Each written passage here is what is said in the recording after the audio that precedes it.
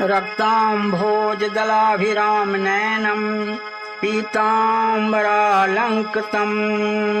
श्यामाङ्गं द्विभुजं प्रसन्नवदनं श्रीसीतया शोभितम् कारुण्यामृतसागरं प्रियगणैर्भ्रात्रादिभिर्भावितम् वन्दे विष्णुशिवादिसेव्यमनिशं भक्तेष्टसिद्धिप्रदम्। जो भक्तों की अभिलाषा पूर्ण करने वाले हैं,